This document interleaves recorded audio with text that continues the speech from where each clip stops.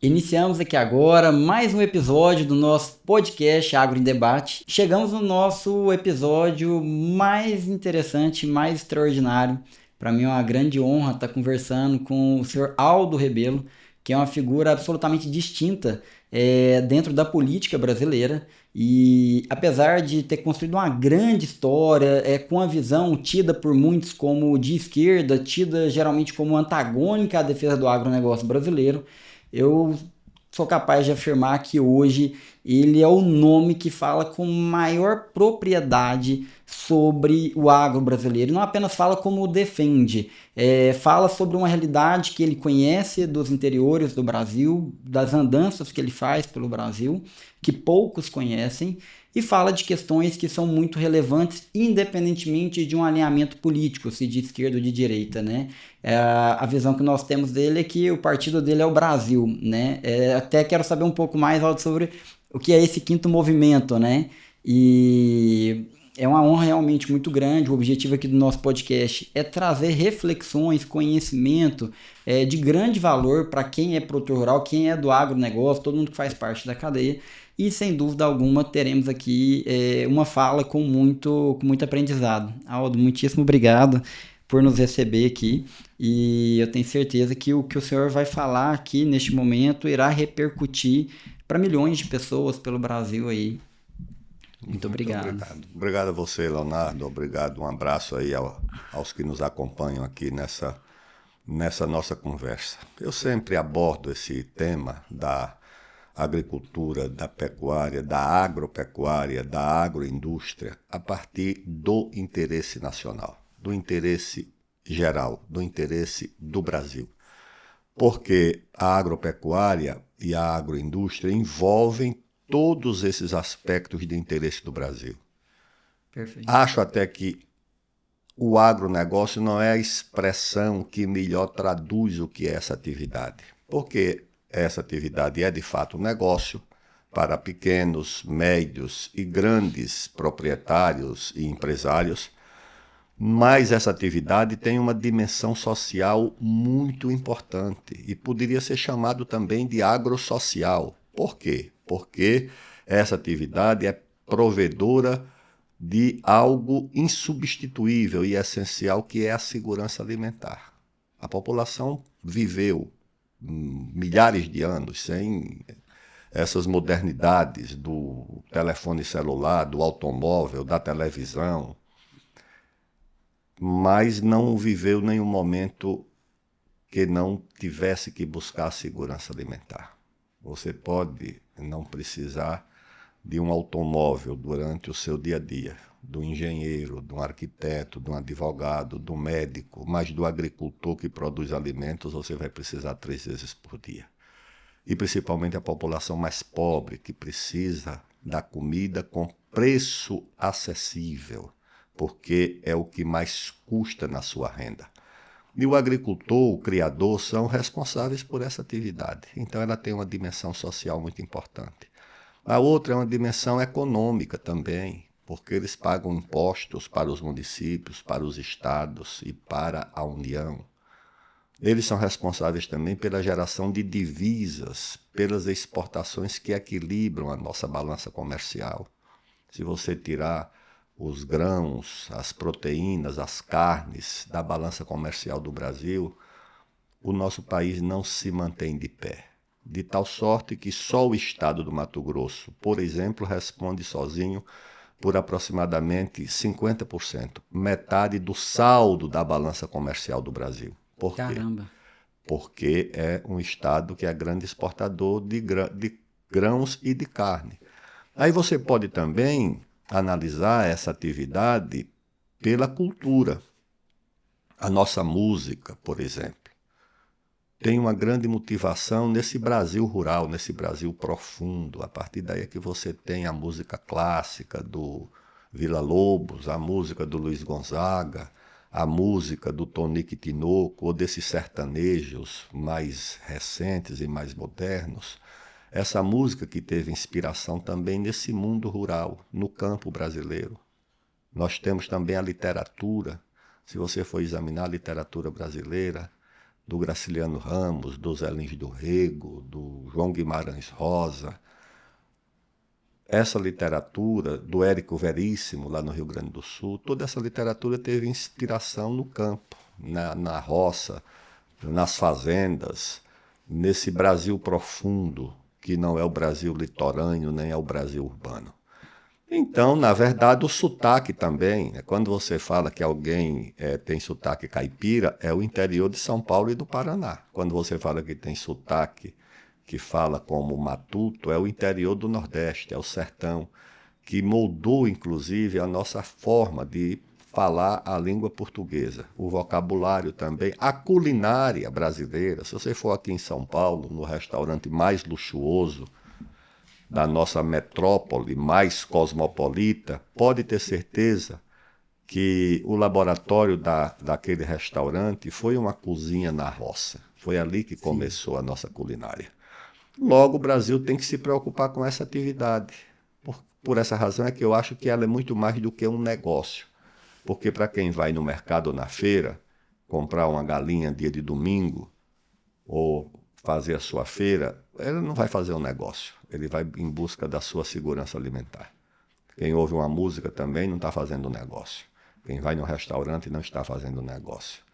Eu acho que o emprego, eu esqueci de falar do emprego. Não só do emprego rural, do emprego urbano. Quando você vai numa feira, como essa de Ribeirão Preto, que vê aquelas máquinas, aqueles equipamentos, tudo aquilo é indústria metalúrgica urbana. Agora, mantida pela atividade rural. Se você for numa destilaria de álcool, de milho, no Mato Grosso, não sei se já chegaram em Goiás essas destilarias, mas chegaram em Rondônia, você vê aquela indústria, tudo aquilo é indústria metalúrgica urbana.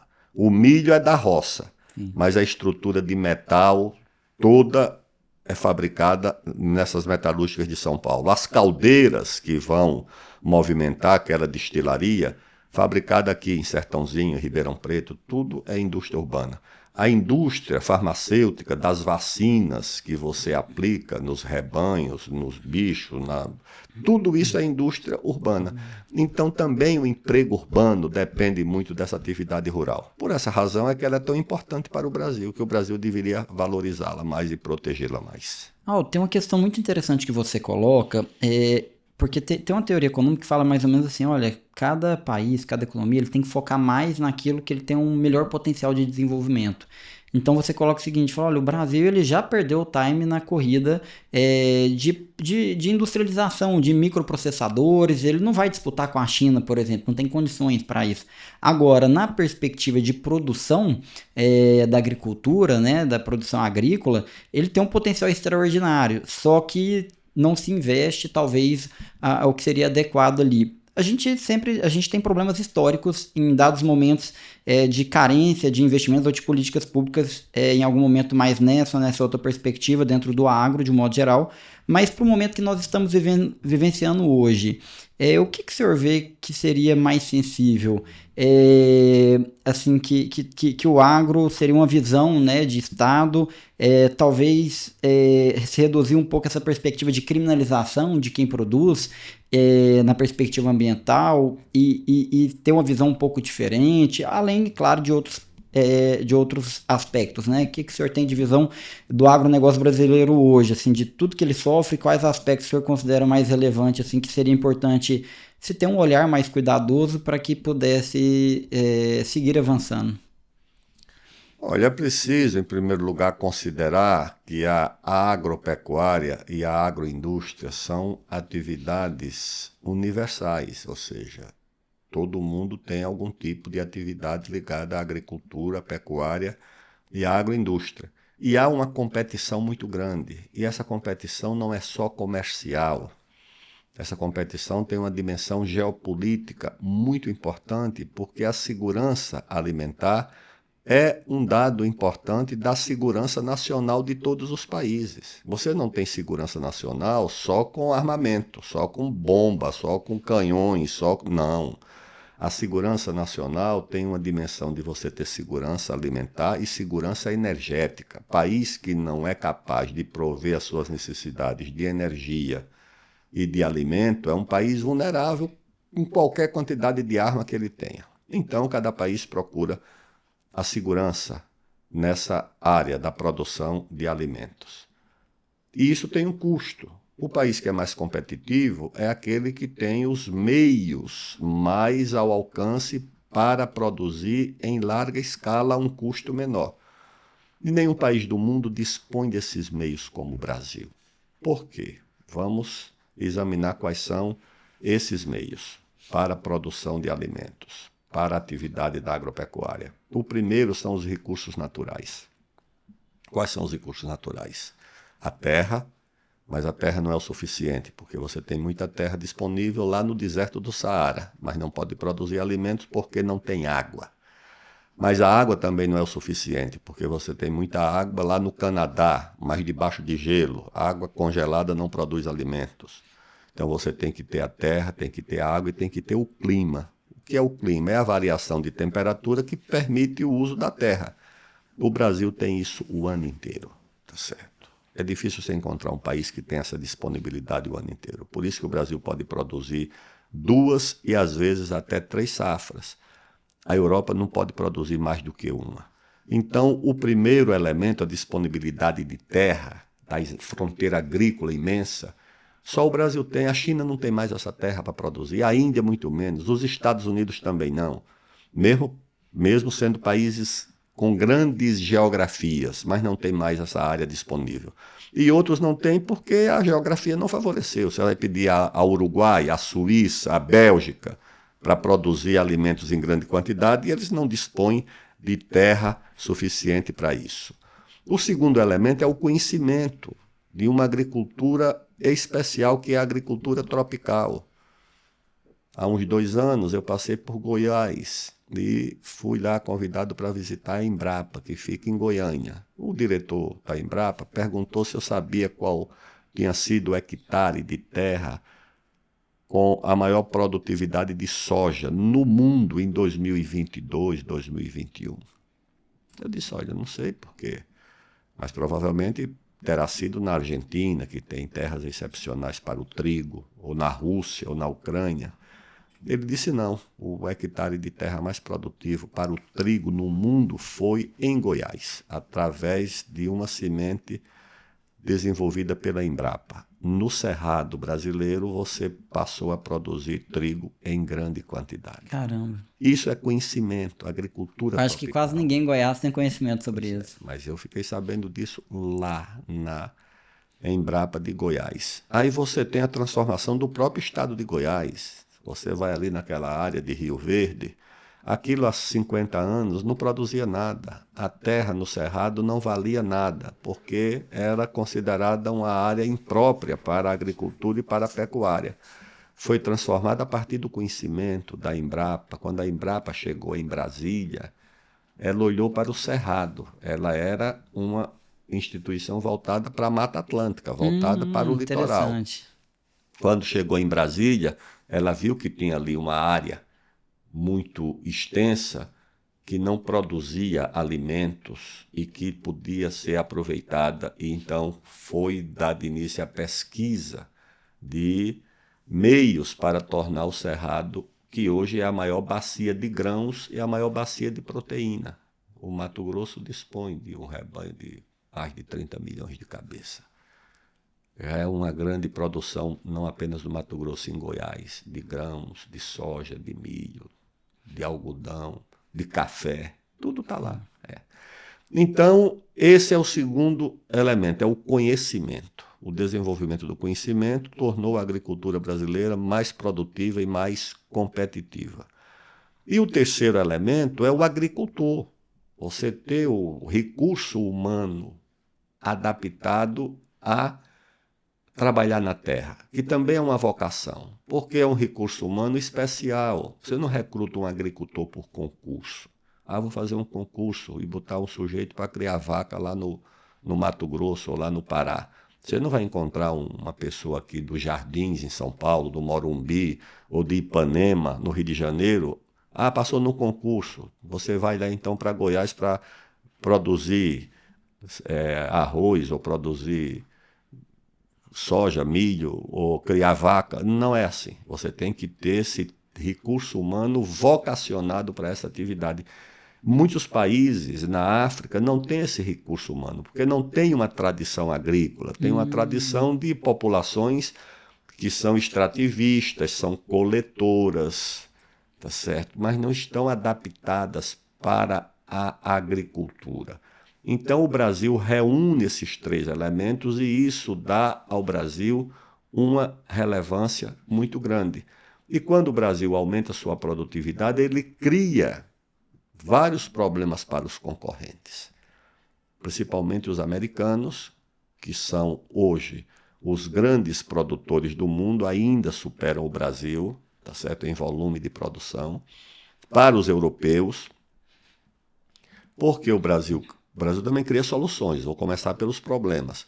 Por quê? Primeiro, porque quando o Brasil se torna mais competitivo, ele tira mercado do concorrente. Sim. Claro, o preço dele vai tirar do mercado o concorrente. Então, o produtor de soja e de milho dos Estados Unidos ou de frango vai perder mercado para o Brasil. Esse é o primeiro problema que eles enfrentam. O segundo problema é que vai reduzir o lucro deles, porque se o preço cai, cai o lucro. Então já é o segundo prejuízo. Como eles veem a nossa agricultura, tira mercado, reduz o lucro. E o terceiro, obriga o governo a aumentar o subsídio para a agricultura europeia e americana, que hoje é uma agricultura assim meio estatal.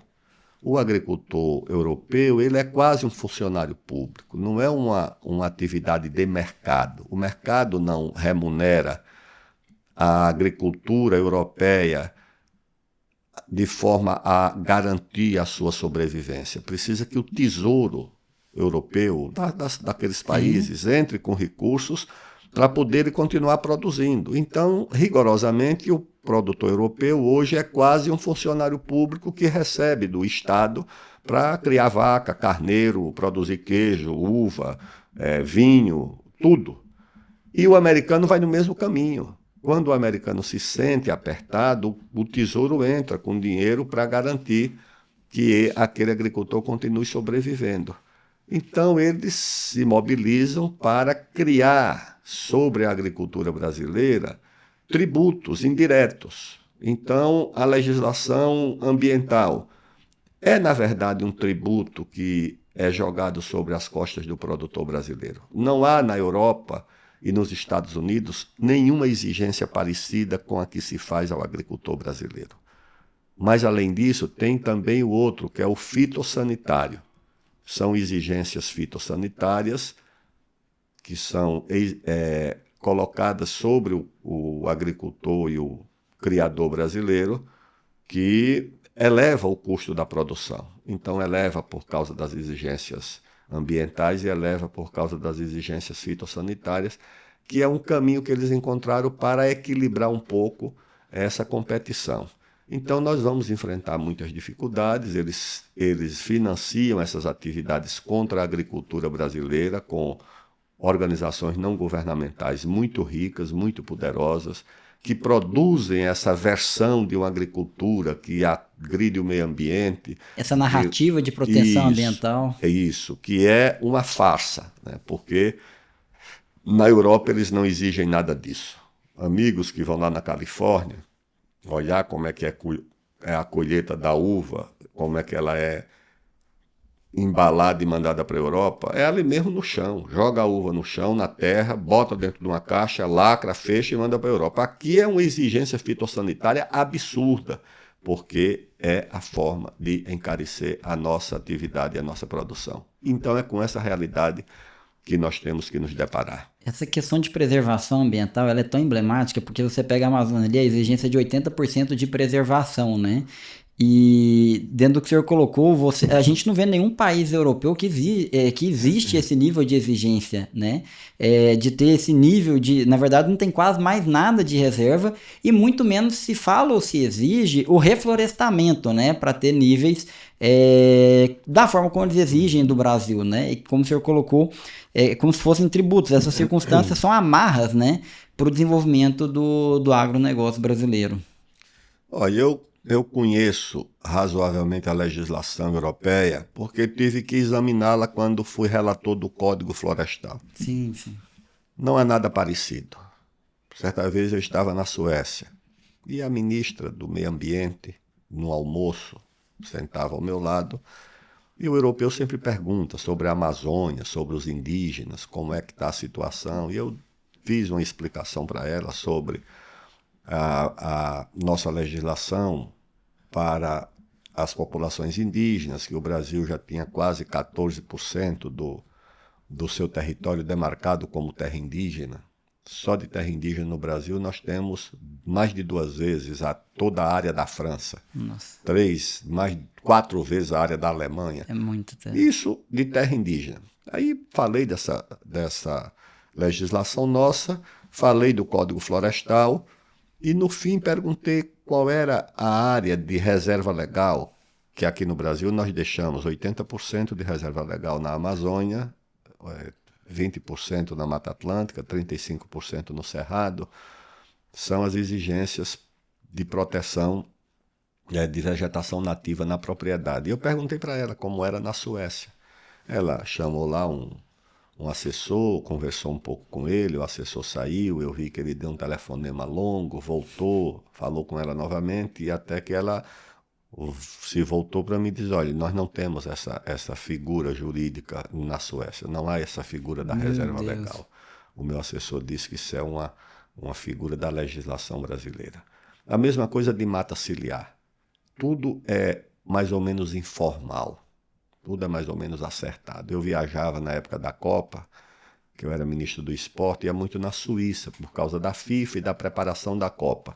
Descia naqueles aeroportos lá da Suíça, você via lá do lado da pista os rebanhos pastando, porque a disponibilidade de área é muito pequena na Suíça. Então toda a área é aproveitada, a margem dos rios também, toda ela aproveitada para a agricultura.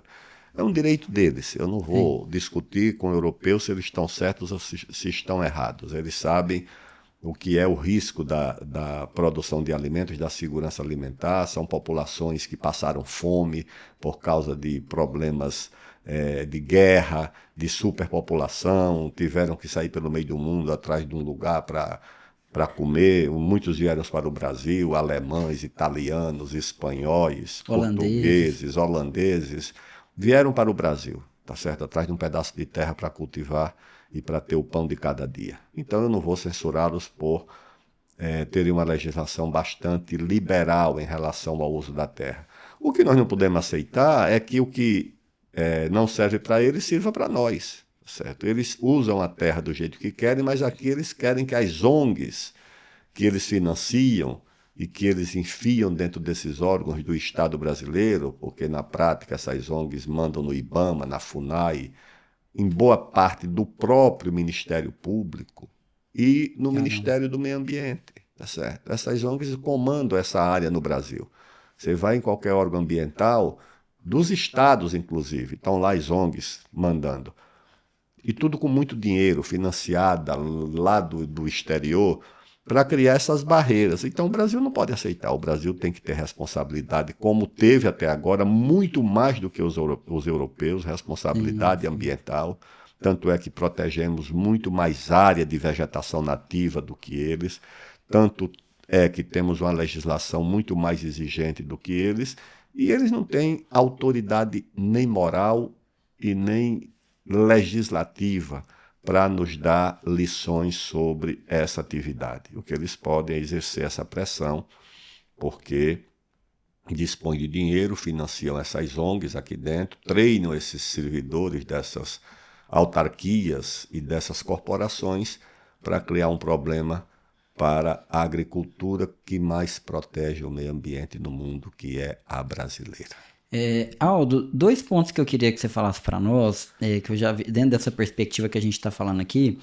Um é que eu já vi um vídeo seu comentando sobre a questão do potássio, de não se permitir essa exploração em terras indígenas brasileiras, mesmo tendo, e você tem uma contradição do governo permitir a importação disso vindo justamente de terras indígenas, né, de outros países. E o segundo ponto é uma questão que está muito latente ultimamente, que é a moratória da soja, em que as empresas se reúnem ali, mesmo você tendo a legislação ambiental que o produtor esteja cumprindo, elas decidem na cabeça delas, não, a gente entende que isso aqui ambientalmente para nós não é lícito e, portanto, eu vou fechar o mercado, vou sufocar economicamente esse produtor, não vou comprar de você. E aí forma aquele grupo ali dos maiores, das maiores tradings, né? E causa um grande problema econômico, né? Eu gostaria de ouvi-lo sobre essas duas questões. Olha, o caso do potássio é uma situação absolutamente escandalosa e inaceitável. Por quê? Porque o Brasil tem uma vulnerabilidade muito grande na sua atividade agropecuária, que é exatamente a disponibilidade dos insumos para a agricultura. Você tem aquele NPK, né, que é a junção dos três elementos que são usados de forma mais intensiva na agricultura, né? E você, o nitrogênio, o potássio e o fósforo, né, o fosfato, e o Brasil dispõe de muito pouco para a sua atividade agrícola, tem que importar quase tudo, né? E principalmente o potássio, que aumentou muito de preço por causa da guerra lá da Ucrânia com a Rússia, que tinha ali um potássio que vem ali daquela região, acho que da Bielorrússia, da própria Rússia. Você tem essa situação, né? E aí o Brasil tem uma grande mina, capaz de produzir milhões de toneladas de potássio por ano, ali no município de Altazes, no estado do Amazonas, nas margens do Rio Madeira. Ou seja, além de você dispor da mina, você ainda dispõe da logística, que é o rio para você transportar. Um grupo empresarial, acho que brasileiro e canadense, chegou a fazer um investimento para construir um porto. A obra foi licenciada pelo órgão ambiental do estado do Amazonas, até que houve uma pressão do Ministério Público, da Justiça, do Juizado de primeiro grau, e terminaram embargando a obra, interditando a obra. De tal forma que o Brasil importa potássio de uma terra indígena do Canadá e está proibido de explorar o potássio de uma terra que não é indígena. Pode virar indígena porque o Ministério Público exigiu que a FUNAI iniciasse o processo de demarcação. Ou seja, em 500 anos essa terra não foi indígena. Meu Deus. Agora o Ministério Público quer inventar que ela é indígena, tá certo? De forma completamente abusiva. E ainda que o fosse, seria legítimo, Claro né, que essa sim. exploração. Lógico, porque é uma coisa de segurança nacional. E você tem o caso do fosfato, que você tem ali numa reserva, que é uma reserva de cobre, não é nem de fosfato. Mas como na Amazônia todos esses minérios aparecem associados, os depósitos de minério, quando a terra foi formada, não aparece só o minério. Eles aparecem associados. Então ali é a Reserva Nacional de Cobre, mas no cobre também tem fosfato, tem ouro, tem tudo. E aí o presidente Temer queria retirar o fosfato ali dessa área. Uma reserva de 43 mil quilômetros quadrados, maior do que o estado de Alagoas e Sergipe. Mas aí houve uma pressão também das ONGs, Twitter da Gisele Bündchen, lá da nossa modelo, nos Estados Unidos, celebridades de Hollywood, e o governo terminou recuando, tá certo, por causa dessa pressão. E agora eu estive no Rio Grande do Sul também, lá também há um processo em licenciamento para a produção de fosfato. Mas tudo isso sob grande pressão dos órgãos ambientais, do Ministério Público, dificultando essa atividade e essa exploração.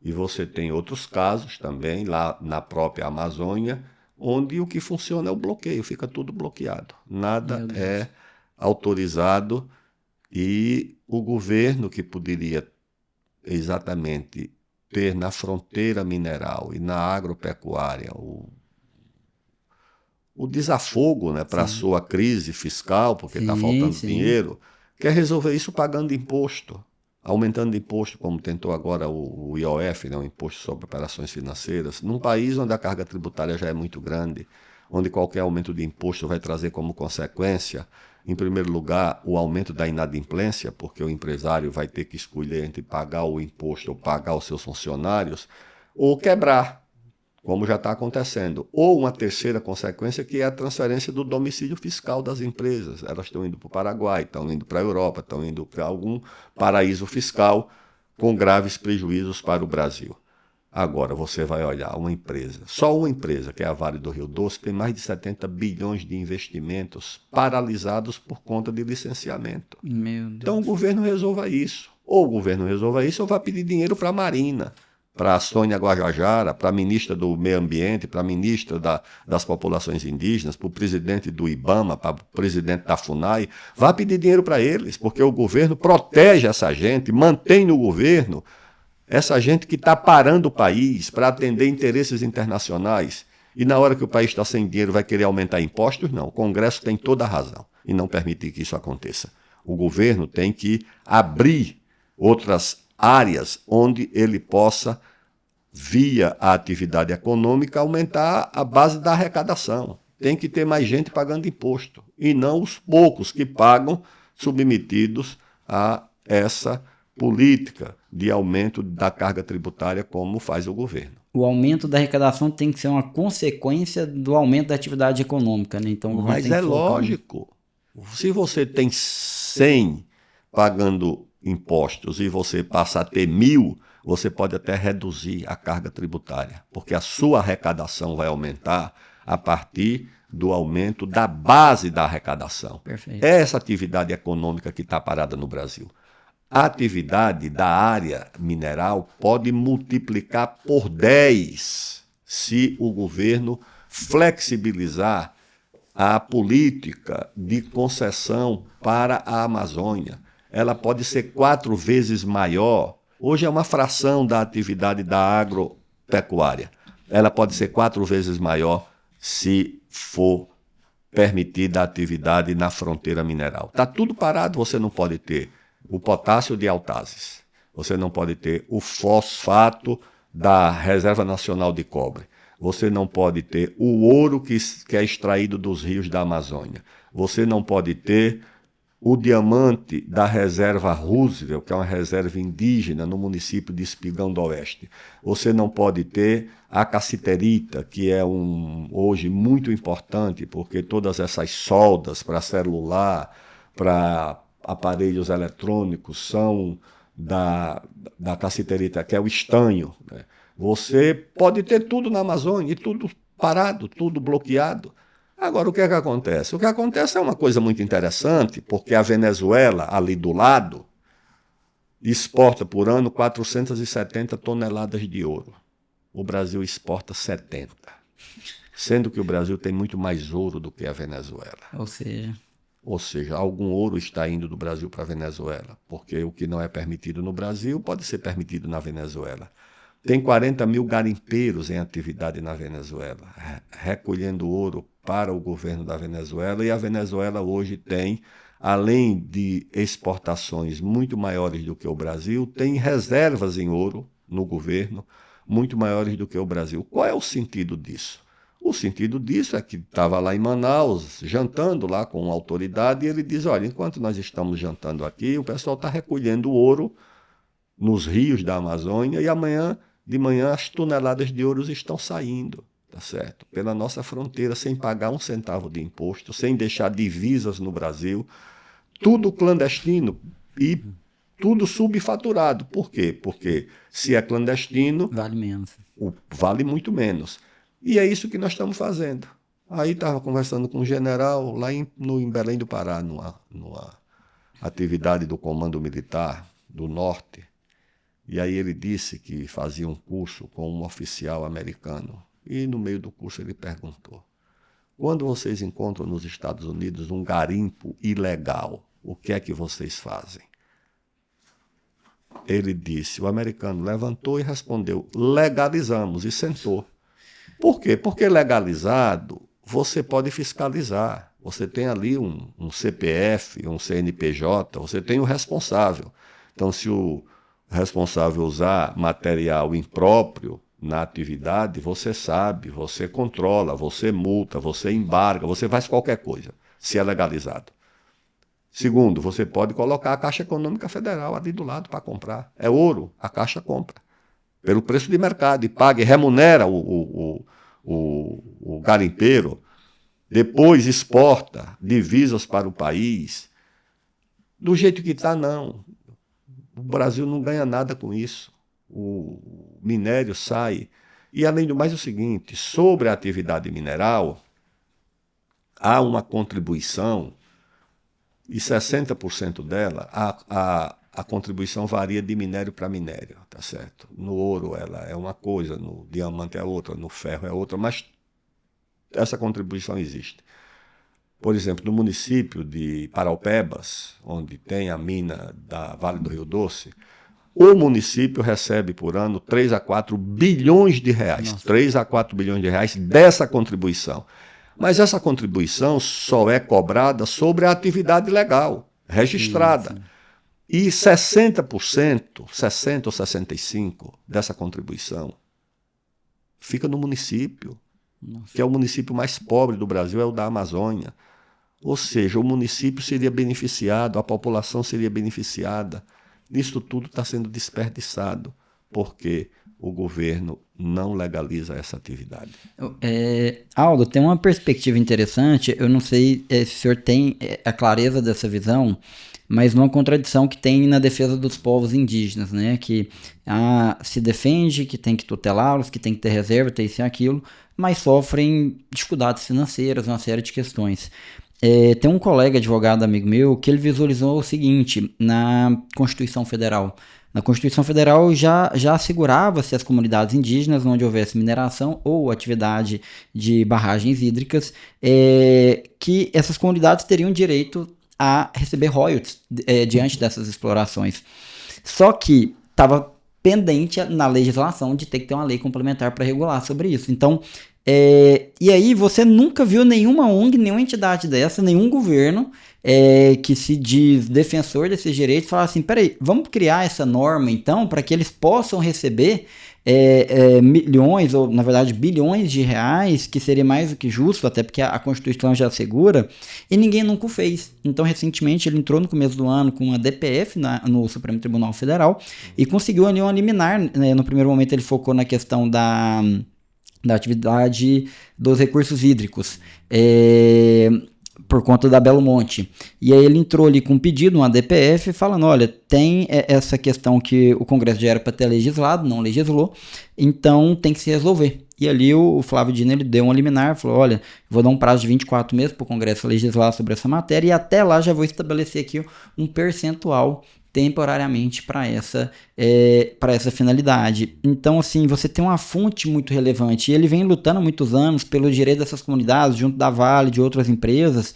E o que é a visão dele? Ele falou, Leandro, a minha visão é a gente conseguir receber isso, e esses índios receberem isso daí, e a partir disso, assim, amanhã eles terem condições de serem proprietários, como tem nos Estados Unidos, dos índios, né? Serem proprietários em parceria com a mineradora e tudo, e eles têm uma fonte de receita muito significativa para eles, que eles não tenham que depender do Estado, não tenham que depender de ninguém, e que eles tenham como explorar adequadamente aquilo que as suas riquezas naturais permitem, né? Só que isso não acontece, né? Então muito se fala, vamos defender as comunidades indígenas, só que fala assim, vamos defender para ampliar a área, como se fosse fazer alguma diferença, porque já tem área sobrando, então não faz diferença prática na perspectiva socioeconômica dessas comunidades. E por outro lado, naquilo que você já tem na lei, que poderia ser uma fonte, mas parece que assim, o interesse é de mantê-los naquela condição de carência, né? De vulnerabilidade ali, de não permitir uma efetiva independência econômica, né? Socioeconômica, assim, como se isso fosse ruim. Uma das grandes farsas em vigor no nosso país é a ideia de que essas organizações não governamentais financiadas do exterior protegem as populações indígenas. Isso é uma grande mentira. Eu conheço essas áreas indígenas, conheço de perto, visitei muitas vezes. Vou aqui só tomar o caso dos Yanomami. Eles têm uma área demarcada superior ao estado de Santa Catarina. São 9,6 milhões de hectares. Isso dá 96 mil quilômetros quadrados. Santa Catarina acho que tem 92 mil quilômetros quadrados.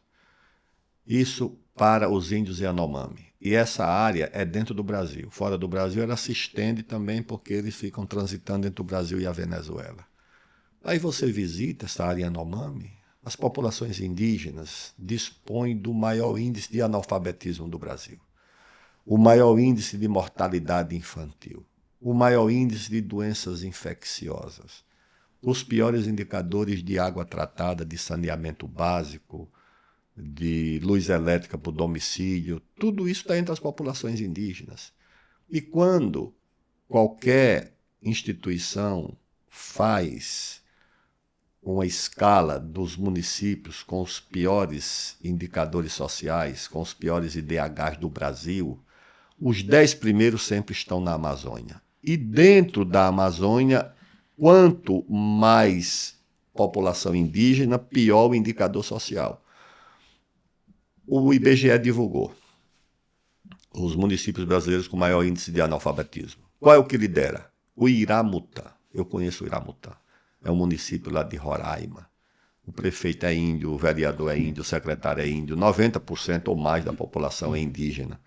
É o município que lidera no Brasil o analfabetismo, ou seja, mostra que essa gente não protege nada, essa gente vive extorquindo o mundo para dizer que protege os índios, mas não, eles vivem na Europa, vivem aqui em São Paulo, no máximo em Brasília, são organizações poderosíssimas, viajando pelo mundo em hotéis 5 estrelas, viajando pelo mundo em aviões, em voos de primeira classe, dizendo que estão protegendo os índios. Vão lá, vão ao Iramutã para você ver, vão a Jacareacanga, lá no sul do Pará, um município também que deve ter mais da metade da população é de indígenas, numa situação deprimente, as pessoas querendo ir embora. Eu fui lá, os jovens, o senhor tem como nos tirar daqui? Aqui nós não temos perspectiva de vida, porque não tem atividade econômica. A agricultura é proibida, a mineração é proibida. Você tem que se agarrar com uma seringueira, com uma castanheira, vai correr atrás de uma caça, de um tatu, de uma paca para se alimentar, porque você não pode criar uma vaca, você não pode ter mineração. Não, isso não é aceitável, isso é absolutamente desumano, mas é o que está acontecendo. Aí você vê na Amazônia aqueles aparatos, galpões gigantescos da Força Nacional, mobilizada para tanger da terra um coitado que está ali sobrevivendo. FUNAI, IBAMA, todas com helicópteros, viaturas, todos fardados, armados, para tratar um produtor rural como se fosse um criminoso. E no nariz, nas ventas desse aparato, o narcotráfico tomando conta da Amazônia sem ser absolutamente incomodado para nada. Tá certo? Todo esse aparato está lá para perseguir quem produz, para tirar da roça. E com casos de suicídio, porque você tira do cidadão, onde ele tem o seu sustento, da sua família, dos seus filhos, você expulsa ele da roça, ele se mata. Isso está acontecendo, isso é uma coisa criminosa, essa gente um dia será julgada pelos crimes que está cometendo. Isso não vai ficar impune eternamente. Por quê? Dona Marina, não, a Amazônia é um paraíso. Por que não ficou no paraíso? Sabe onde ela está? Aqui em São Paulo. Transferiu a vida e o domicílio dela para São Paulo, para se eleger em São Paulo, para fazer política em São Paulo, e deixou o paraíso que não é paraíso. Aquilo é um inferno para os agricultores, para as pessoas que ficaram lá. Essa outra aí, tá certo? Essa Sônia Guajajara, qual é a aldeia dela? Sabe qual é a aldeia dela? A Faria Lima. Tá certo? A aldeia das madames da Faria Lima, que fazem campanha e arrecadam fundos milionários para a campanha dela. Veio para São Paulo também. O domicílio é São Paulo. Não sei se mora no Jardins, no Morumbi, não sei onde mora. Eu sei que veio para São Paulo. Não tem nenhuma aldeia indígena. Ela não mora com os Yanomami, não mora com os Macuxis, não mora com os Baniwa, não mora com nenhuma população indígena. Ela veio para São Paulo. E aqui de São Paulo, ela quer impor a miséria aos indígenas. Junto com a Marina, não, isso não tem cabimento. Aldo, uma questão que eu acho que é interessante, que a gente fala muito aqui da Amazonas, e às vezes as pessoas não têm uma clareza que quando a gente fala da Amazônia, não se limita ao estado do Amazonas, que já é gigante. A gente está falando também de uma parte do Mato Grosso ali, uma parte significativa do Pará, salvo engano, acho que Roraima, Rondônia, Maranhão, acho que é Maranhão, Amapá também. Isso. Então, assim, Acre, é uma extensão de terra muito significativa. mais da metade do território do Brasil. Mais da metade. E aonde que estão ali as terras mais férteis, né? Não só a terra, mas o subsolo também, né? Os recursos minerais. E o senhor colocou uma questão relevante, que é o produtor, né? Esse produtor que ele tenta produzir ali, né? Então, quer-se um desenvolvimento econômico. Eu vi uma fala do senhor que me rememorei agora, muito interessante, que o senhor falou sobre a quantidade de estudantes universitários que você tem nessa micro ou macro região ali. Então, o Estado brasileiro cria várias vagas em instituições públicas de ensino estadual, federal, para se tornar um agricultor, para se tornar um agrônomo, para se tornar um veterinário, mas, por outro lado, aquela respectiva atividade econômica, que é a vocação da região, ela é criminalizada, né? São mais de 600 mil estudantes nas universidades públicas e particulares na Amazônia. Deve ter mais ou menos uma quantidade de centenas de milhares de estudantes de escolas técnicas. Eu passei por lá, fui em debates com eles, com os estudantes, com esses alunos de escolas técnicas. Você abre uma escola de mineração, escola técnica de nível médio, para o menino fazer o que depois que está tudo proibido? Aí você abre um curso de engenharia de petróleo e gás na Universidade Federal do Pará. Ainda não abriram no Amapá, porque o reitor está pensando em abrir, mas tudo proibido. Você não pode explorar o petróleo da margem equatorial, do Amapá, do Pará, do Maranhão. Então isso é uma esquizofrenia do Estado brasileiro, porque com um braço ele quer formar esses profissionais, agrônomos, engenheiros, geólogos, técnicos em mineração, e com o outro braço ele proíbe essa atividade. Você vai formar um menino em agronomia, em zootecnia, em veterinária, para fazer o quê? A seringueira não precisa de veterinário, nem de agrônomo. A castanheira também não. A outra atividade que precisa está proibida. E na área de mineração, do mesmo jeito. Então, eu acho que o Brasil não pode mais aceitar essa situação. Nenhum país do mundo aceitaria uma situação dessa. Você tem o estado do Amapá. Estado do Amapá, com 142 mil quilômetros quadrados. São 14 milhões e 200 mil hectares. Importando alimento, importando comida, porque a atividade está bloqueada. Das 0,03% a área cultivada do estado do Amapá. Lá em Roraima, do mesmo jeito. Eles dizem, não, a Amazônia está se acabando de devastar. Não tem essa devastação que eles fazem. O estado do Amazonas, que é o maior deles, que tem 1.571.000 quilômetros quadrados. A área ocupada com agricultura, pecuária, infraestrutura, cidades, rodovias, ferrovias, tudo que está ocupado não chega a 5% do estado. Meu Deus. O estado do Amazonas sozinho, eu coloquei no meu livro sobre a Amazônia, o estado do Amazonas sozinho tem mais floresta do que a Alemanha, a França, a Itália, a Suíça, a Bélgica, a Inglaterra. Se você todos juntos, juntar tudo isso, tirar toda a agricultura, toda a pecuária, todas as cidades e transformar todos esses países só em floresta, eles ainda terão menos floresta do que o estado do Amazonas. Agora, nós é que estamos destruindo o planeta. Nós é que estamos desmatando o planeta. Isso é uma farsa, isso é uma mentira, alimentando gente aqui criminosa no sul e do sudeste. ONGs que arrecadam para dizer que, olha, vai virar uma área, um deserto, logo, porque é irreversível. Tudo protegido. Tudo, ou era área indígena ou unidade de conservação. Em Roraima, Você não tem nem 6% do estado disponível para atividade econômica. O resto está tudo congelado em área indígena, Sim. como essa do Yanomami e outras, Raposa Serra do Sol, por exemplo, Sim. que eu acompanhei, ou em unidades de conservação, florestas nacionais, unidades extrativistas, parques. E como é que você diz que isso está sendo destruído? Como é que você aceita uma situação dessa no Brasil? Está sendo destruído que é pouco, né? E além do mais, o seguinte, você tem na área mais rica, porque não é só uma área rica para a agricultura, para a pecuária, para a mineração, você tem a maior fronteira de biodiversidade do mundo na Amazônia. Você tem a maior fronteira de água doce disponível, porque a água doce do Canadá não está disponível, que está congelada. A da Amazônia está disponível o tempo inteiro. Você tem só em área de superfície 340 mil quilômetros quadrados de água doce na Amazônia. Isso se você não considerar a água subterrânea, você não considerar os lençóis, como o caso do Alter do Chão, né, que é um aquífero gigantesco, maior do mundo. Então você tem tudo isso. Enquanto isso nos Estados Unidos, já se fala que a guerra do futuro é a guerra pela água. A ex-vice-presidente, a Kamala Harris, no Dia Mundial da Água, fez esse discurso, diz, esqueçam a guerra pelo petróleo. A guerra do futuro é a guerra pela água. E qual é a maior fronteira de água doce do mundo?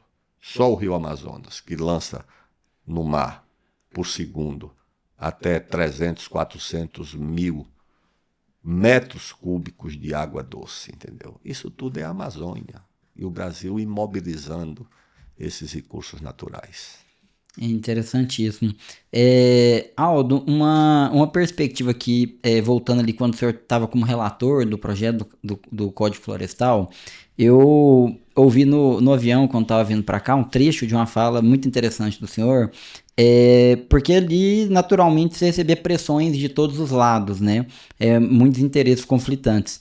Mas havia ali uma ONG que o pessoal estava pressionando demais para naquilo que eles achavam que seria o adequado e vieram com a história de levar uma motosserra e chamaram um jornal. Conta pra nós como que foi essa história e até que você descobriu de onde que vinha esses recursos, o que realmente tinha de interesse por trás disso. Havia uma pressão muito grande de um grupo de organizações não governamentais, uma delas aqui de São Paulo, que era uma chamada de SOS Mata Atlântica, e de um grupo de famílias muito ricas, ligada a essa área de celulose, família Klabin, esse povo, né? E chegaram ao ponto de dizer que iam distribuir aos membros da comissão uma motosserra, para dizer que éramos destruidores do meio ambiente. E eu pedi para alguém examinar quem financiava essa ONG e descobrimos que era o Bradesco, que dava 20 ou 30 milhões de reais por ano para essa ONG. Eu chamei um jornalista e digo, olha, amanhã nós vamos começar uma campanha para que os agricultores tirem contas do Bradesco, porque o Bradesco está financiando os inimigos da agricultura brasileira. Saiu a matéria e o presidente do banco, o doutor Lázaro Brandão, ligou para mim e disse, deputado, nós somos um banco que financia a agricultura, essa declaração do senhor está nos causando muito problema, já começaram a retirar as contas no Mato Grosso, aí falou até de Sinop, os agricultores já começaram a retirar as contas do Bradesco. Eu disse, doutor Lázaro, nós não temos nada contra o Bradesco, agora o Bradesco financia um pessoal que está ameaçando a nossa comissão e nós não aceitamos ameaça, certo? Eu fiquei a vida inteira lutando contra o regime militar, fui militante da UNE, quando havia risco, inclusive, de vida naquela época, para ficar com medo de ONG. Eu digo, não, nós não vamos ficar com medo de ONG. Não, mas eles vão procurar o senhor para conversar. Eu digo, estão às ordens. Se eles quiserem vir aqui falar na comissão, dizer o que pensam, contestar, tudo isso é possível. Agora, chantagem e ameaça nós não aceitamos. E aí ele disse que, de fato, né, uns amigos procuraram e o banco passou a dar uma ajuda para essa ONG. Geralmente deviam ser filhos de amigos do próprio presidente lá do Bradesco. E aí a ONG, de fato, sossegou um pouco mais, né? Viu que não funcionava assim, foi lá, falou, Aí descobrimos que o proprietário da ONG tinha 60 mil hectares de terra no Mato Grosso do Sul. Toda cheia de problema, de confusão nessa área Meu ambiental. Deus. Só ele, na pessoa física, tinha 60 mil hectares. A empresa da família tinha acho que 300 mil hectares de florestas plantadas ali no Mato Grosso do Sul. Então é um agente assim que acha que pode manipular tudo, tá certo? Que pode produzir celulose, que depende da matéria-prima da floresta, e que pode, ao mesmo tempo, ameaçar quem luta pela agricultura, pela sobrevivência, que tem um pouquinho de hectare perto do que eles têm. Não conheço agricultor que tenha 300 mil hectares. Sim, sim. E nem mesmo 60 mil na pessoa Nossa. física. Então nós enfrentamos. E aí houve outros casos também de gente que tentou pressionar. Nós aceitamos debater, ouvir as opiniões, tudo bem. Ninguém é obrigado a concordar com ninguém, mas dentro de regras que respeitem a dignidade de todo mundo. Foi esse o episódio. Aldo, uma perspectiva que eu gostaria de falar com o senhor, e que é muito objeto do meu estudo, do meu trabalho, mais relacionada à perspectiva econômica e de fomento do produtor rural brasileiro. No meu escritório, a gente trabalha para produtores rurais que estão endividados. Então a gente vê uma realidade que a maioria das pessoas não estão enxergando ainda. É uma crise financeira muito grave dentro do agro. A gente tem hoje o maior volume de dívida de crédito rural, tanto dentro quanto fora do sistema financeiro, e a gente tem o maior nível de liquidez também quanto a isso. E o que é um problema que a gente vê sistemático, Aldo? Diz respeito, eu não sei se o senhor já teve conhecimento sobre isso, a questão da venda casada no crédito rural. O produtor ele chega ali para tirar 100 mil reais no banco e o banco fala, olha, eu vou te conceder aqui o gerente, mas, enfim, geralmente ele é em torno de 10% dos recursos, você tem que deixar aqui para comprar um seguro, um título de capitalização, um consórcio, algum outro produto bancário. Nós fizemos uma análise e isso eleva brutalmente o custo efetivo total da operação. Se você tem uma operação de 100 mil reais, que o dinheiro subsidiado pelo governo, o juro seria de 8% ao ano, daqui a um ano tem que pagar 108 mil. Só que se você retira 10 mil para, por exemplo, comprar um seguro que não vai servir para nada para esse produtor, o que de fato ele vai injetar na atividade econômica rural é apenas 90. Só que esse gap de 90 para 108 que ele vai ter que pagar, você tem um aumento aí de 20%. Então, o que era para ser um custo de 8, ele passa para 20. E, na verdade, você tem ainda mais custo com projetista que ele tem que pagar, tem despesas de cartório. E isso é extremamente grave, né? Para o senhor ter uma ideia, nós fizemos um estudo, a gente advoga para uma associação que fez uma análise que nos últimos 10 anos, o Banco do Brasil ele concedeu 1 trilhão e 500 bi de reais dentro do agro. E que aproximadamente 10% disso, de valor de face, ou seja, 150 bi, teriam sido desviados do agronegócio brasileiro para alavancagem de resultados financeiros do banco. Então a gente tem depoimentos de gerentes, de clientes, uma série de provas, e é um número assim assustador, né? E tanto é que essa associação entrou com o que é hoje a maior ação judicial da história do Brasil, buscando essa reparação e exceção dessa prática.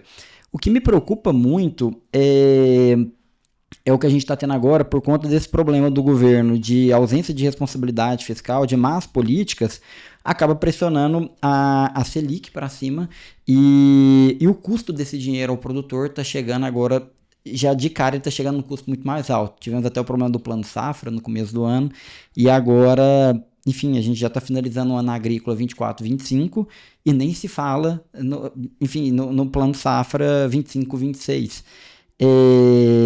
E pontualmente temos uma situação ainda mais grave do Rio Grande do Sul, né? Qual que é a análise que o senhor vê? Porque o Rio Grande do Sul teve um problema mais acentuado no ano passado, mas ele já vinha há alguns anos de sucessivas crises climáticas e problemas de produtividade, como o senhor colocou, não é um problema que se limita ao campo, ele se irradia para um efeito econômico muito dramático em toda a economia do estado, a economia urbana e ela como um todo, né? Como que o senhor visualiza essa situação da perspectiva econômica do produtor? Porque no nosso ponto de vista, o que está acontecendo hoje o produtor rural brasileiro está produzindo muito bem, inclusive assim, essa safra desse ano, a do ano passado pelo El Niño foi ruim, de modo geral, mas desse ano a gente teve recorde de produtividade, região centro-oeste de um modo geral, região sul, mas mesmo esse produtor colhendo 80 sacas de soja por hectare, ele não estava tendo um lucro real, porque ele chegava no final do dia e ele falava assim, olha, o dinheiro ficou tanto no banco e tanto foi para o governo. E para ele...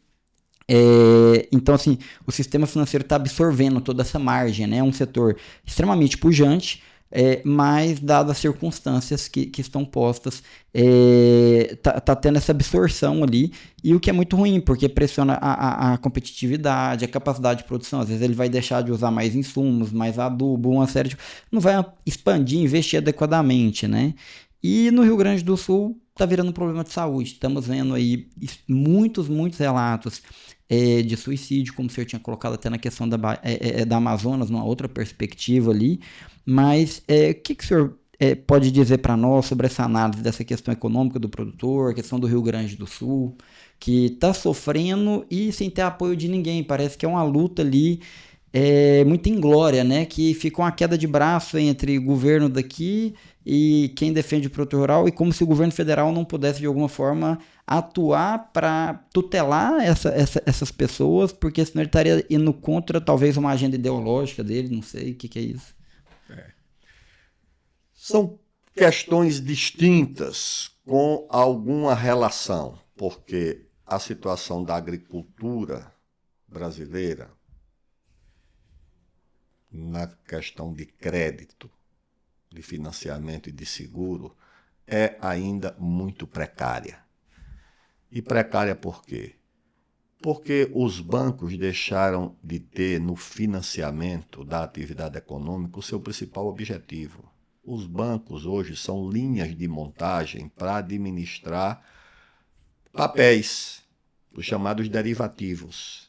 Por isso é que obriga, não é apenas o correntista, agricultor, qualquer um tem que comprar papéis. Você tem ali um depósito no banco ou vai fazer um negócio, eles empurram ali aqueles papéis para você comprar, porque os bancos deixaram de ser os agentes da atividade econômica do desenvolvimento, que é fundamentalmente com crédito, para se transformar em linha de montagem de papéis, de derivativos, onde eles ganham as suas fortunas e atendem os seus clientes que fazem aplicações financeiras muito mais do que pedido de crédito. Então você tem essa situação.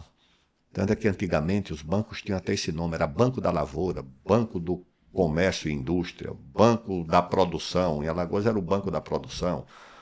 Isso tudo, e tinham as cooperativas de crédito, que eles colocavam o nome de banco. A minha cidade tinha um banco, lá no interior de Alagoas, Viçosa, era uma cooperativa de crédito. Mas isso tudo foi abandonado e foi afastado.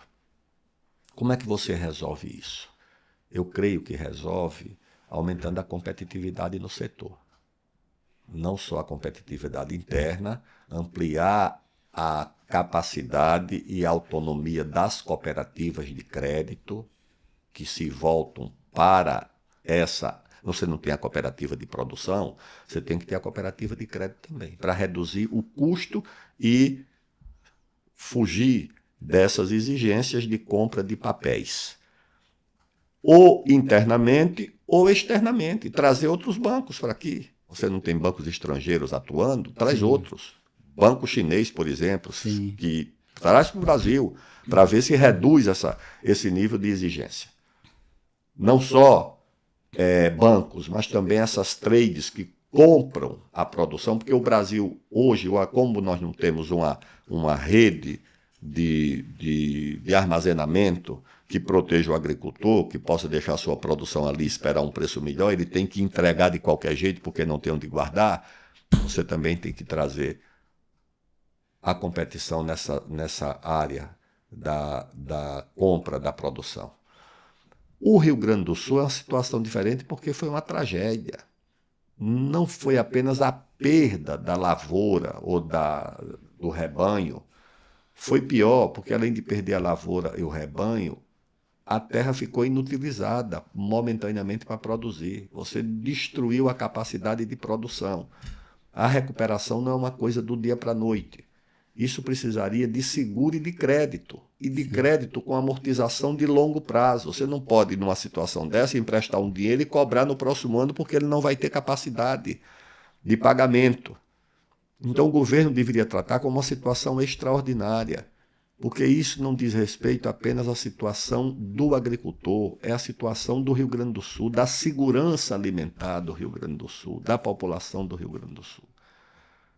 E o governo tem muita má vontade com a agricultura em geral, com a pecuária. O governo resolveu privilegiar a questão política, porque acha que esse povo não vota nos partidos ligados ao governo ou no partido do presidente da República. Criou-se uma diferença grande e o resultado é essa tragédia que tem lá no Rio Grande do Sul. Sim. Que não é uma tragédia nova. Desde menino, lá no interior de Alagoas, havia casos de suicídio de agricultores quando a safra quebrava por alguma razão. Tá certo? Ele perdia tudo, não tinha como recuperar, porque não tinha o seguro e o crédito era mais curto.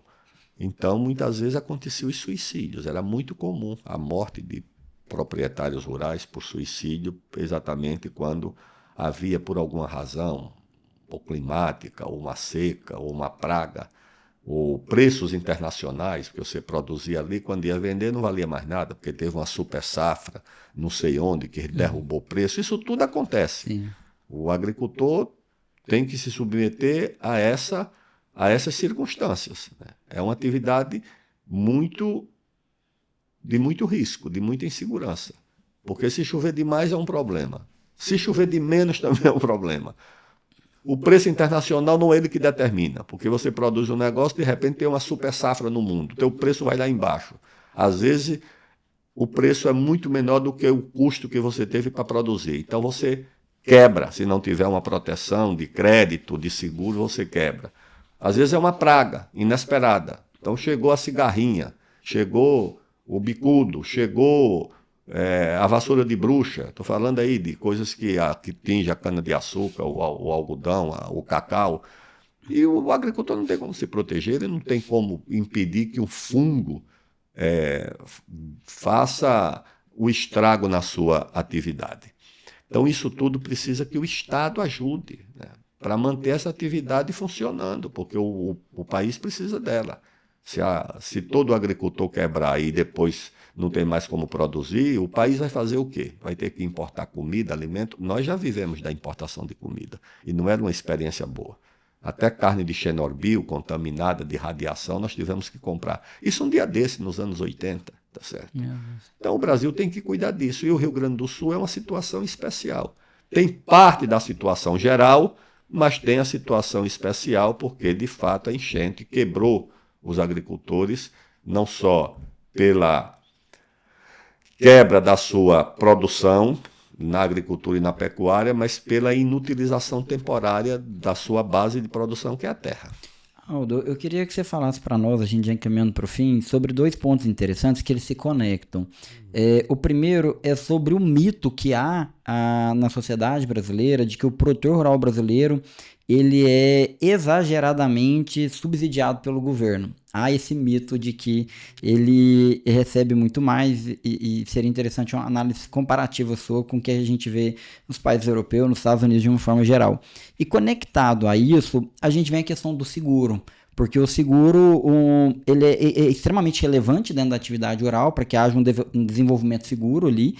E dentro do seguro, você tem o maior problema dele, é o custo dele, né? O custo, e aí você entra nessa perspectiva do baixo volume de subvenção, quando a gente olha para outros países, como os Estados Unidos, que subvenciona, o governo federal paga praticamente integralmente isso daí, e com isso você tem quase 100% das lavouras seguradas, né? E no Brasil é diametralmente oposto, né? Então, começa falando pra gente sobre esse mito, né? Porque a maioria das pessoas pensa assim, não, o governo subsidia, o cara compra caminhonete com o subsídio. Quando vê ela falando plano safra de 500 bi, ele acha que o governo federal tá literalmente dando 500 bi, tá saindo do caixa do governo federal, quando na verdade o governo federal tá gastando ali 15 bi para subvencionar uma parte de 30% apenas, de 150 bi mais ou menos desse capital todo, né?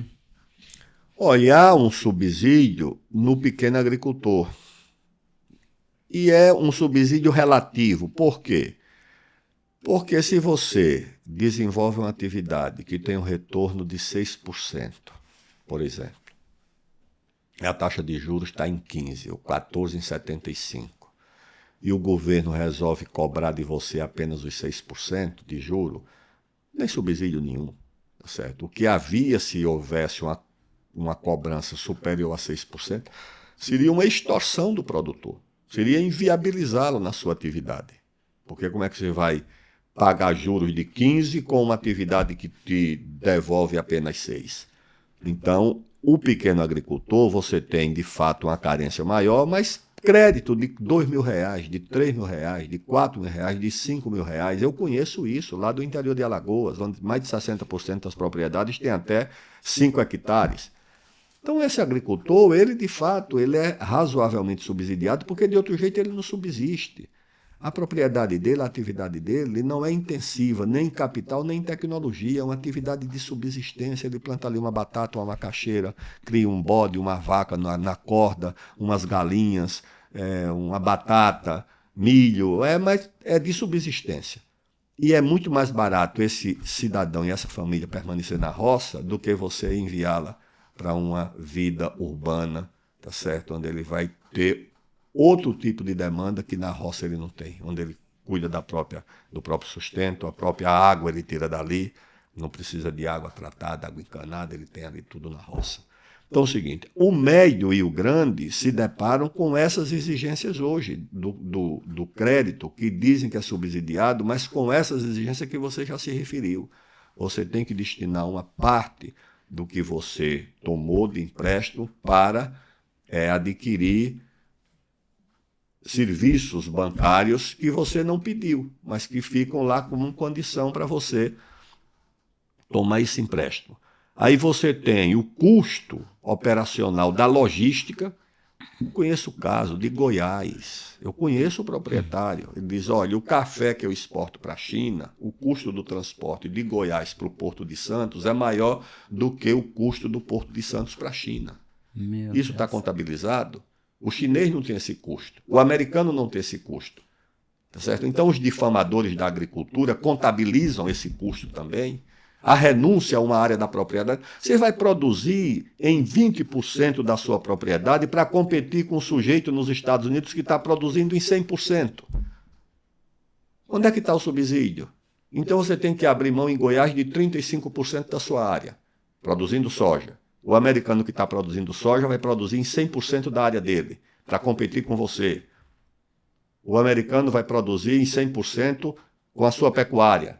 Você só vai produzir em 65%, falando do cerrado, porque 35% você tem que fazer como reserva legal. Na Amazônia tem que ser 80% de reserva legal. Isso é uma coisa absurda. Subsídio do quê? Tá certo? Essa gente tem ódio do Brasil, porque uma das coisas que dá certo no Brasil é a agricultura e a pecuária, com gente competente, que transforma, como esse Matopiba, lá, uma área do Maranhão, com o Tocantins, com a Bahia e com o Piauí, numa área nova de fronteira agrícola, de grande sucesso, com a elevação do padrão de vida das pessoas, do IDH, são as cidades mais prósperas do Piauí, são essas novas fronteiras da agricultura.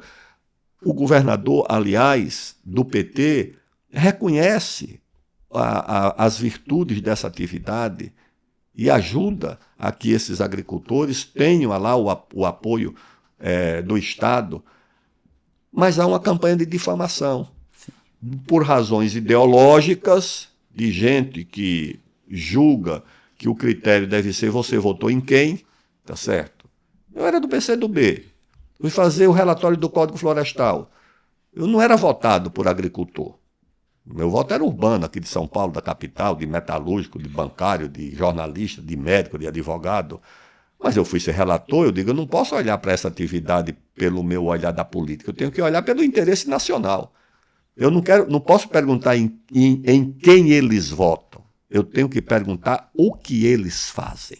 Tá certo? E se o que eles fazem é do interesse do país, é do interesse da população.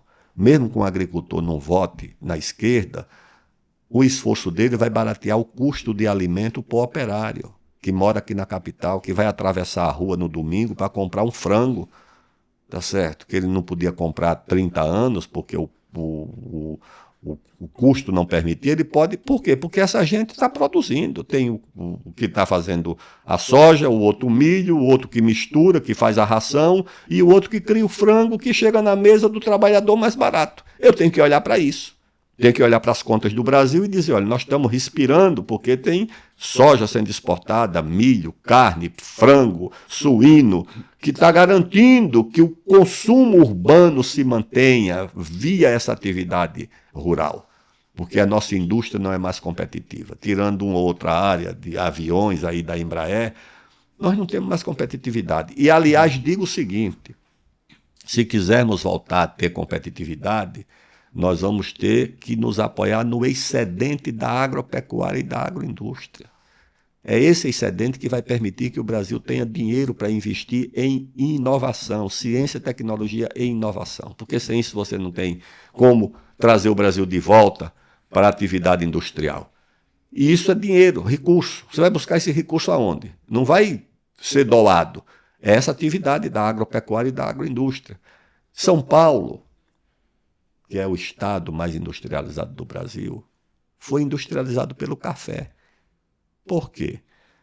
Porque quando o investimento na roça de café, na fazenda do café, completa o seu ciclo, na próxima safra, o excedente gerado pela safra, o proprietário vai botar onde? Não vai botar mais na fazenda, que a fazenda já está pronta. Ele vai para a indústria. E aqui em São Paulo, foi o café, o excedente do café que industrializou São Paulo. Isso está provado em teses acadêmicas, etc., livros sobre isso. Então, no Brasil vai acontecer a mesma coisa. Por essa razão é que, passando pelo Mato Grosso, quando eu fiz o livro sobre a Amazônia, eu atravessei a Transamazônica inteira de carro. Desci pela 163, passando ali por aquelas cidades da 163, Sinop, Lucas do Rio Verde, Sorriso, etc. E vi que ao lado da agricultura já está sendo agregado um parque industrial. Sim. Aí você vai olhando.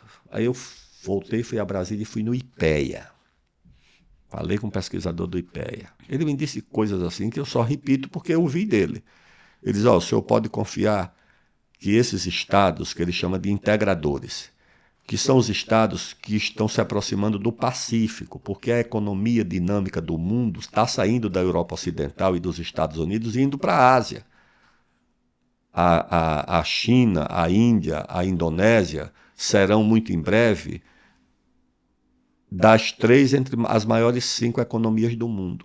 São esses países. E eles vão demandar energia, minério e comida. E os estados brasileiros que estão mais próximos do Pacífico, para chegar a esse mercado, são Mato Grosso, próprio Goiás, Mato Grosso do Sul, o Acre, Rondônia, o Pará.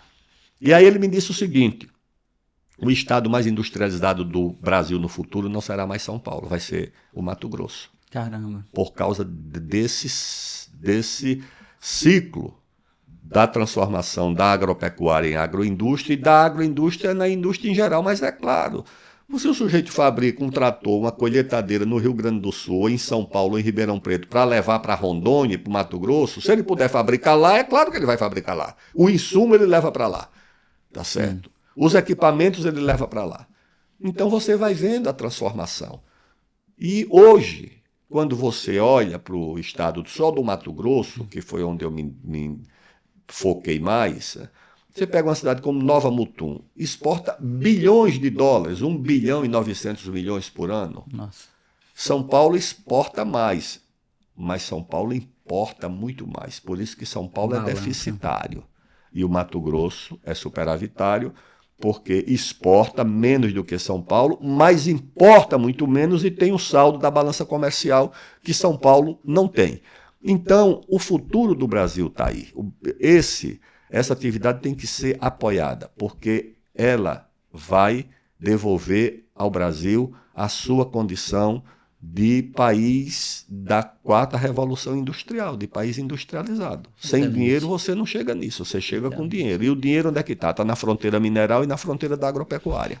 Teve uma questão que você colocou aí que você me fez refletir interessante, porque às vezes quando fala subsídio ou agro, às vezes a gente tem uma visão muito limitada ali no subsídio do crédito rural ou do seguro, alguma coisa nesse sentido, mas ele tem um viés mais forte na perspectiva de fomento da atividade. Então, assim, o senhor trouxe um olhar, porque, por exemplo, você pega ali nos Estados Unidos, para além desse produtor ser fortemente subsidiado pelo governo, seja no crédito, seja no seguro, outros elementos, ele tem uma questão que ajuda muito a ele ter mais margem de lucro, até uma atividade mais rentável, que é o quê? Ele vai ter uma malha ferroviária, rodoviária maravilhosa que vai reduzir esse custo para ele. E no Brasil, você pega um produtor rural do interior ali, do Mato Grosso, muitas vezes numa região a 150, 200 quilômetros de terra, ali na região de Confresa, como eu já vi, em que ele está produzindo ali 90 sacas por hectare, mas é como se ele estivesse produzindo 60. Porque há uma perda surreal por essa ineficiência estrutural e logística do governo, porque é estrada de terra, não tem caminhão na safra suficiente, não tem armazenagem. Dali ele pega um caminhão que vai para um armazém e fica 3, 4 dias debaixo do sol no armazém, ele teve que colher correndo com muita umidade, sem ter o ponto ideal. Esse grão ele fica ardido, chega lá, de 4 caminhões ele perde 3. Então ele perde totalmente competitividade. Talvez então pudéssemos falar que o governo federal não desse nada de subsídio direto ao produtor, mas que se desse uma estrutura adequada mínima, já seria suficiente por si só para ele poder ficar mais rentável, enfim, para ele poder prosperar, né? Por isso que as ONGs, o Ministério Público, o Juizado de Primeiro Grau, o IBAMA, a FUNAI, concentraram todo o seu esforço em bloquear a infraestrutura. Porque quando você bloqueia a infraestrutura, você impede a atividade econômica. Lá mesmo no Mato Grosso, aquela área mais próxima da 163, que é a área de alta floresta, não produzia nada, porque não tinha como tirar a safra.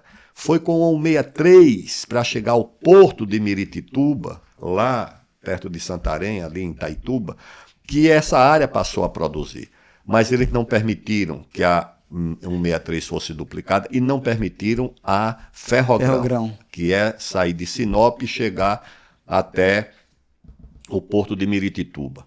Por quê? Porque a logística tira muito da competitividade da nossa atividade, porque ela sai do custo do produtor. Você vai aqui nesses portos todos, em Miritituba, lá no Rio Tapajós, aqui em Paranaguá, no Paraná, em Santos, em todos eles, na época da safra, as filas intermináveis, os caminhões ficam dias ali, tudo isso tem um custo.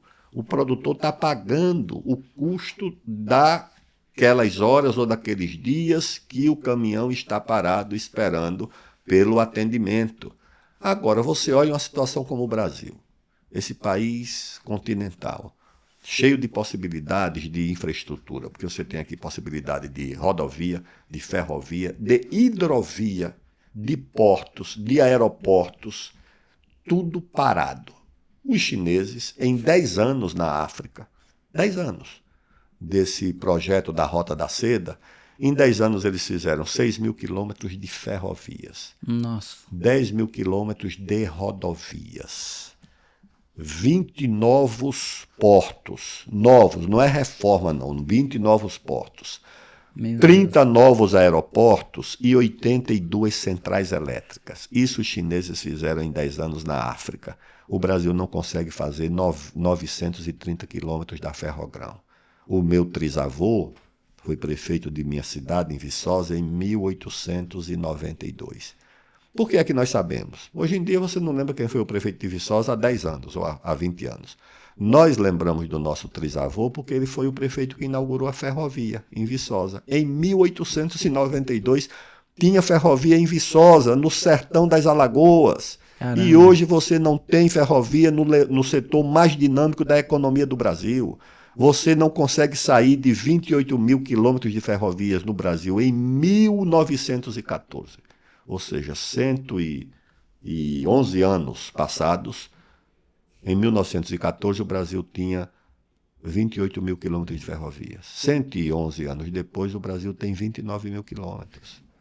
O Brasil construía 1.250 quilômetros por ano de ferrovia em 1914. Hoje nós não temos mais nada, pelo contrário, muitas daquelas ferrovias foram desativadas. E hoje nós temos um Estado que bloqueia tudo. O investidor no Brasil, o empreendedor no Brasil, é um sujeito mal visto pelo Estado. Ministério Público, IBAMA, FUNAI, Serviço de Patrimônio da União, Juizado de Primeiro Grau. Quando alguém quer empreender, ele olha com suspeita, diz é alguém que está querendo acabar com o meio ambiente. Ele não olha para esse sujeito como aquele que vai dar emprego para as pessoas, que vai pagar impostos para o município, para o Estado, para a União, gerar divisas para o país. Sim. Não olha assim. Olha como alguém suspeito de agredir o meio ambiente ou de explorar a mão de obra. Ele não vai dar emprego, ele vai explorar a mão de obra. Então, esse tipo de visão é que arruína o Brasil, entendeu? Sim. Porque nós já tivemos gente no passado, o Barão de Mauá, que foi um grande empreendedor encantado com a história brasileiro. dele. Pois é. Gaúcho, que veio para o Rio de Janeiro, tornou-se no maior empresário da América do Sul no fim do século XIX. E não foi herdeiro, foi aquele que hoje se chama de self-made, né? Foi ele que se construiu. Ele veio sozinho, lá do interior do Rio Grande do Sul. Aí você teve um Delmiro Gouveia, lá no Nordeste. Foi um dos fundadores do Banco do Brasil, né? Na história dele tá que ele criou e o governo foi contra, né? O governo criou uma regra na época que ou ele se fundia com o banco que tinha do governo. Isso, e quebrou porque o Estado brasileiro ajudou a quebrar o Mauá. Você tem o José Hermílio de Moraes, que veio de Pernambuco para São Paulo para iniciar um processo industrial em São Paulo. Você tem o Sebastião Camargo, da Camargo Correia. Você tem esses empreendedores, você tem esses agricultores que saíram do Rio Grande do Sul, de Santa Catarina, se espalharam pelo Mato Grosso, foram para esse abriram o Matopiba. Brasil. Você tem essas gerações de empreendedores que o Brasil hoje desconhece. Sim. Tá certo? O Brasil hoje trata essa gente com desprezo, com preconceito e muitas vezes criminalizando essa atividade que eles desenvolvem. Aldo, para a gente poder finalizar essa conversa assim, maravilhosa, realmente uma aula de vida, de história. Eu particularmente gosto muito de história, principalmente história regional, apesar que não deu para a gente explorar essas questões muito aqui. Mas eu queria ouvir do senhor, se o senhor pudesse definir assim, em algumas palavras, o que é o produtor rural brasileiro, seria interessante ouvir assim, como é que o senhor conceituaria o produtor rural brasileiro. O produtor rural brasileiro é, acima de tudo, alguém que não desiste, alguém que olha para a sua atividade com confiança, com otimismo e com o espírito de que está fazendo uma coisa que é importante para ele, mas é importante para o país. Eu sou de uma família de agricultores. Meu trisavô era agricultor, meu avô agricultor. Nasci na roça, nasci de parteira. Fui alfabetizado numa escola rural, fui matriculado numa escola técnica agrícola. Então eu tenho com essa atividade uma relação muito próxima, bastante afetiva. E sei qual foi a relação desses meus parentes, né, meus tios, meu avô, que eu vi todos eles trabalhando na roça, tá certo? E qual era a relação dele com essa atividade? Não é uma relação apenas profissional, de um servidor público ou de um trabalhador urbano que vai lá, cumpre a sua tarefa, volta para casa e aquilo ali ficou. Não, ele vive aquilo ali o tempo inteiro. Ele tem uma relação espiritual. Tá certo? Ele se identifica com aquele universo, com aquele mundo. Ele é um homem que olha para o horizonte e sabe se vai chover, se não vai chover. Ele vê o vento. O vento traduz muita coisa para ele. De acordo com o vento, ele diz tem chuva, não tem chuva. O canto dos pássaros traduz para ele também. Tá certo? Ele sabe as horas pela posição do sol. Quando canta um pássaro, ele sabe se é chuva ou se é sol. E isso dá a ele uma riqueza espiritual que a vida urbana não oferece. O homem urbano ele é muito voluntarista, porque ele acha que tudo está pronto, ele quer tudo na hora. Por isso que ele foi muito facilmente captado por essas tecnologias do TikTok, tá certo? Da coisa fútil, fugaz. O homem do campo ele tem que ter paciência. Primeiro que ele não tem com quem conversar muito. Segundo, ele tem que se deparar com a natureza, com as incertezas que a sua atividade oferece. Nada está garantido para ele. O assalariado não. No fim do mês ele vai ter o seu salário, se adoecer vai ter um seguro, vai ter uma licença. No homem do campo não tem isso. Ele não tem como avisar para uma vaca que hoje ele não vai poder tirar o leite. Ele tem que levantar de madrugada, ir lá para o curral e tirar o leite. Ele não pode avisar para a lavoura que ele vai sair 2 meses no judiciário. Nós temos, como é que chama esses 2 meses que eles não trabalham? Tem um nome, o recesso forense. E depois tem mais as férias, né? Tem um recesso forense, isso não é férias. Um homem do campo não pode avisar para a lavoura dele que ele vai entrar em recesso, vai pegar a família e vai viajar para o exterior. Ele não pode fazer isso, ele tem que estar ali cuidando. Então eu acho que o Brasil precisa compreender essa atividade como uma coisa importante e necessária para o país, tá certo? Porque no dia a dia você pode não precisar de muitas das atividades profissionais, mas da atividade agrícola, da segurança alimentar, você vai precisar todo dia. Aqui nós temos nessa cidade de São Paulo 12 milhões de habitantes. Todo mundo acorda e vai tomar um café da manhã. Na hora do almoço, todo mundo vai almoçar em casa, num bar, num restaurante, um vai comer um PF, que é acessível, outro vai num restaurante de luxo, mas todo mundo vai almoçar. À noite, todo mundo vai ter alguma coisa para comer. A cidade não produz o suficiente para isso. Tem que trazer de algum lugar, tem que ter alguém respondendo por isso. Mas isso é no mundo inteiro. Tem 1 bilhão e 500 milhões de chineses que precisam comer todo dia. Uma vez no Vietnã, eu estava olhando lá, país dirigido pelo Partido Comunista, mas na hora do almoço todos paravam ali 1 minuto e ficavam em silêncio. Até que eu perguntei, mas o que é que vocês fazem nesse 1 minuto de silêncio? É uma reza, é uma prece? Não, é um silêncio de agradecimento ao nosso produtor de arroz, que garante a nossa segurança alimentar. Aqui no Brasil não existe essa lembrança, não existe essa homenagem. Por isso eu acho que no campo brasileiro reside ainda os valores importantes da nossa vida do Brasil. Ali, a vida do trabalho, da disciplina, da dedicação, do espírito de sacrifício, de renúncia, está na alma do agricultor brasileiro. Tá certo? O homem urbano já não tem mais isso. Ele vai no supermercado, acha que é tudo pronto ali e acabou. Então, por essa razão, nós devemos ser muito gratos e atenciosos ao agricultor do nosso país. É incrível, Aldo. Eu falei que era o último ponto, mas teve um ponto aqui que eu esqueci de comentar com o senhor, de ouvi-lo, é que eu vejo nas suas redes sociais a questão falando-se o quinto movimento, né? E aí me vem a indagação, o que seria esse quinto movimento e quais seriam os 4 primeiros a que se refere, né? Porque se tem um quinto, tem que ter os 4 primeiros. O que seria isso?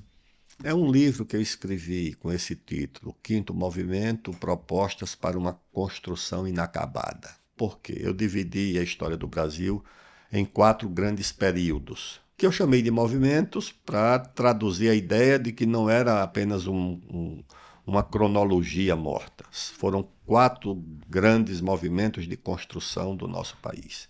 O primeiro movimento foi a construção da base física, do território. Hoje o mundo ainda está guerreando por causa de território, fronteira. O Brasil construiu a sua fronteira em 1750, no acordo entre Portugal e Espanha, que foi o Tratado de Madrid. Quando esse território já foi demarcado ali, de Marajó até Tabatinga, aquilo já era Brasil. Então nós construímos a base física. O segundo foi a construção da independência, de 1750 a 1822. Tentamos com o Tiradentes, Felipe dos Santos, a Revolução Pernambucana de 1817, até que chegou o Dom Pedro, com a Imperatriz Leopoldine, com o Zé Bonifácio, organizaram um movimento, o Brasil ficou independente e de forma milagrosa, porque não se dividiu num monte de república como a América Espanhola. Repúblicas rivais, Uruguai, Argentina, Paraguai, Bolívia, Equador, Venezuela, Colômbia, Chile, tudo brigando entre eles, o Brasil ficou como um único país independente. Esse foi o segundo movimento. O terceiro movimento, consolidar essa independência, que não foi fácil, e a unidade do país. Guerras civis que nós tivemos, a Guerra dos Farrapos. Os gaúchos proclamaram a república e elegeram um presidente. Lá em Pernambuco fizeram outra república, a Confederação do Equador. O pessoal do Pará fez a cabanagem, matando o que encontrava pela frente. De governador, matou um monte. Matava um e deixava o outro amarrado para matar no outro dia. Tá certo? Teve a balaiada no Maranhão. Tudo movimento violento, alguns separatistas, e nós superamos tudo isso, atravessamos o terceiro movimento. O país permaneceu unido, a integridade do território. O quarto movimento foi a construção da base industrial, a base da siderurgia, com o Getúlio, um acordo que ele fez com os americanos em torno da guerra. Depois nós criamos essa agricultura, passamos do Getúlio para o Juscelino, do Juscelino para os governos militares, que cuidaram, fizeram a Embrapa. E o Brasil criou uma base industrial e uma base de agropecuária muito forte.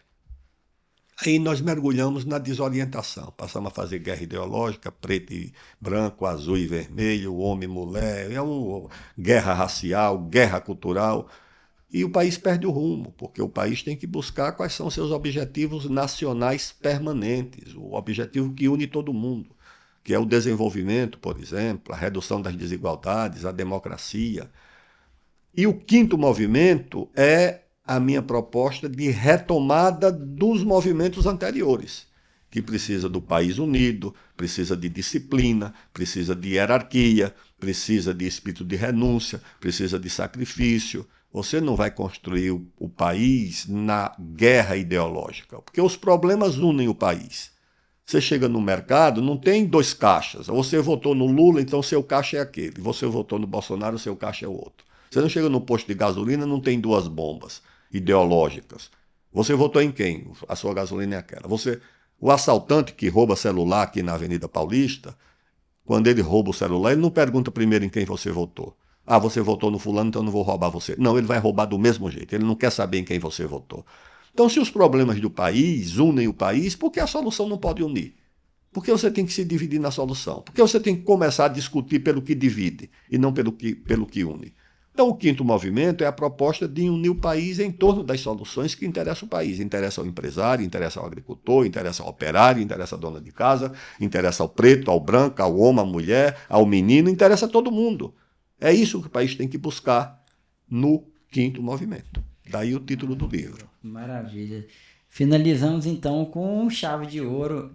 Fiquei até curioso agora para poder, sem dúvida alguma, vou fazer a leitura da sua obra.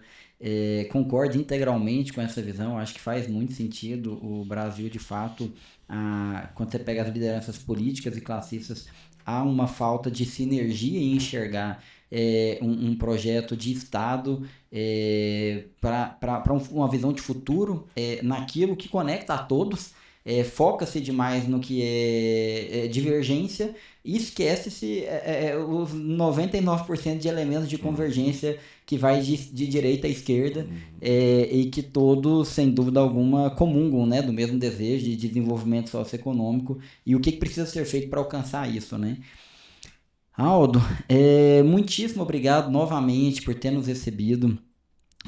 Quanta honra, fico muito feliz aqui de ter tido esse momento com o senhor, um homem que tem uma história tão incrível de vida política, e quando eu olho e vejo ali, por exemplo, que o senhor foi presidente da Câmara dos Deputados, né, eu fico me perguntando, nossa, aquilo dali é um covil de cobras, e assim, para uma pessoa que é tão íntegra e honesta como o senhor transmite ser, deve ser extremamente desafiador ter ascendido aquela função e ter conseguido realizá-la, né? E também com todos os outros mandatos, tudo mais o que envolveu sua vida política. Então, para mim, realmente foi uma grande honra esse momento, um momento de aprendizado, e eu tenho certeza que esse bate-papo nosso aqui, ele vai ressoar pelo Brasil, milhões de pessoas estarão assistindo, e esperamos aí que isso possa de alguma forma contribuir aí para esse quinto movimento, né? Muito obrigado, Leonardo. Parabéns pelo seu trabalho. Espero que possamos retomar essa conversa no futuro, viu? Obrigado. E até breve. Obrigado. É isso aí, Aldo. Desculpa. É que tem uma lembrancinha que a gente sempre dá aqui. Que maravilha. Personalizado. Isso aí, nas andanças aí pelo agro, já tem uma ferramenta aí para poder que estar com o senhor. E isso aqui é uma obra minha, estou dando um exemplar para o senhor, é uma questão mais jurídica, né? Mas trata sobre uma garantia que ela é muito relevante, que é a alienação fiduciária de bens imóveis. Hoje, todo mundo que financia uma casa, um imóvel, a forma dessa garantia que é constituída é através dela. E aí temos lá suas reflexões aí em torno dessa matéria. E aí eu compartilho com o senhor um pouco Ô, desses nossos estudos. muito obrigado, viu? Tá bom? Obrigado Muito mesmo. Tá obrigado, bom. Aldo.